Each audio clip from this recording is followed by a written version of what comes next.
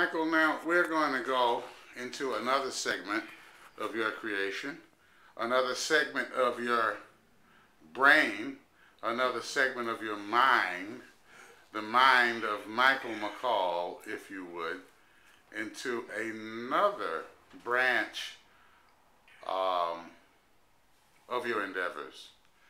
If I may just pan around here, and I'm going to go, I believe I'm going to the right direction, that we're calling this the front, and we're going to work our way to our right. And would you mind telling us what we are seeing at this point? Well, yes. As a matter of fact, you're looking at fight scenes and scenes in general that I created of part 1 and part 2 of Atrocity. It's a scriptwrite that I created myself called Atrocity, and the second part is called Cryogenic.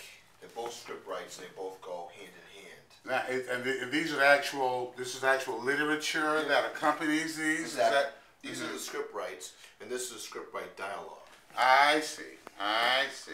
Let me stop here and come back to the actual portraits. As you can see, I create the fight scenes, but something else I design. As you can see, as you go on, I create my own vehicles, and everything I design myself. I see. That's all my own armory, the own weapons that I design myself. Okay. That right there is a unique thing right here. This is called the tree cutter. And this right here is a flying machine that could, if it's trying to get you, it could get into the most, let's just say, close quarters combat. I see.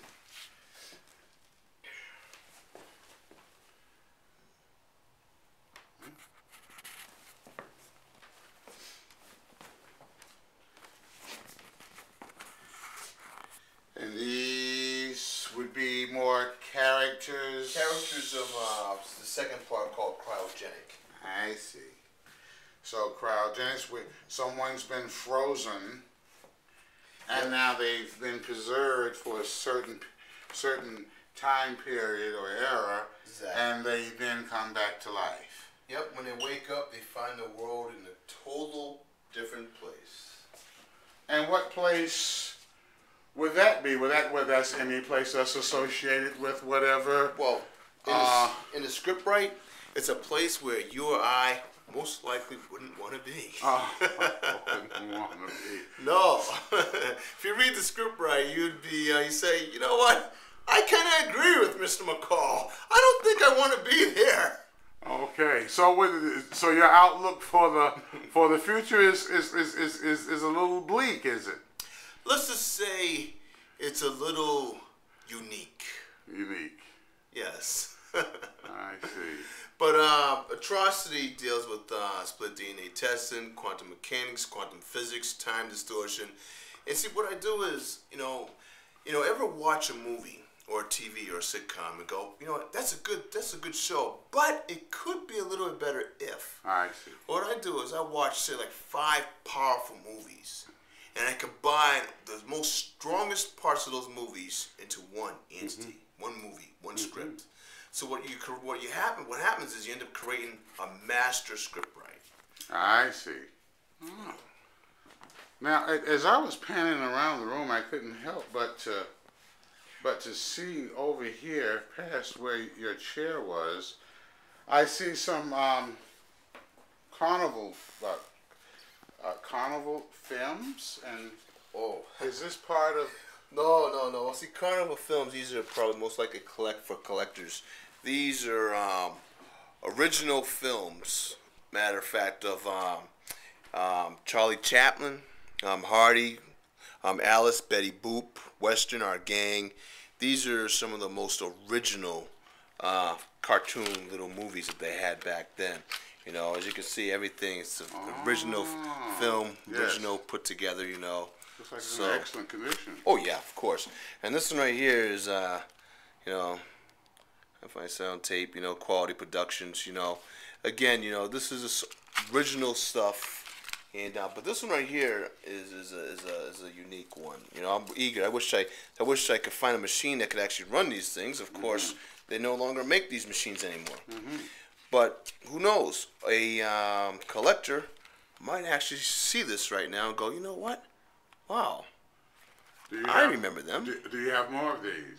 No, this is once again, this was a by chance encounter where I actually somehow managed to come across this. So it's a limited edition. In fact, you know, the funny thing is that I myself am a cartoonist, and there's only one character here that I actually know, and that's Betty Boop. The other characters, I guess, these most likely are long before my time. I can tell. Yes. So. Yeah, it's a unique little concept there. But I did want to show you one thing. Certainly. About my script writing. Okay. See, I know a lot of script writers, you know, they always have a lot of, like, sci-fi movies and stuff. A lot of military, like a lot of the stuff. So that's why I decided to create a lot of my own military vehicles. I designed everything myself. I created my own engines. As you can see, this has a nice ram in the front of it. You know, it's awesome. I create everything myself, and this gives me the edge that other people don't have. You know, because most script writers, like I said before, they're very limited. But I am not limited. I see. It's such a wide variety of different things. Is there something else? This right here is unique. Right here. This right here is a little orb. This goes into the soldier's utility belt. You know, and this thing right here is if there's a fire in the room, you can drop it, and it just styrofoams right up in a matter of seconds, freezing you and anything else in the room. But of course you can breathe, but you just be stuck there for a while. So probably how the same concept for having your characters to be cryogenocide or am I using the right term? Well, you know, we all try creativity. And some of these fight scenes, okay, some of these are a little bit different than others. Like this one right here is beginning. This guy right here is called Eldon D. Goodhue, and this is how it begins. He's sitting on a porch, how I want him to be sitting on a porch. A helicopter comes by from the Pentagon, and they need his expertise to go to Atrocity to help out with some problems. But in the beginning of the script, right, that's how Atrocity starts. Him sitting on the porch, just gazing off into the distance. I see.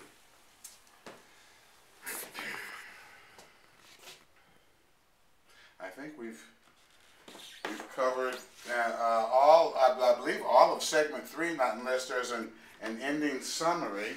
Well, that you would like to add. Well, see, we have one more segment again. See, okay. Not only am I a cartoonist, not only am I a cartoon creator, not only am I a script writer, but I'm sorry to say this, but I'm also a poet.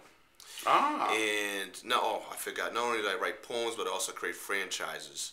And not only do I create franchises, but I create virtual reality concepts. Virtual reality. So I can't stop this noggin from thinking. So we're going to be going into our segment number 4. Very good. All right. Thank you, Michael. Well, you know.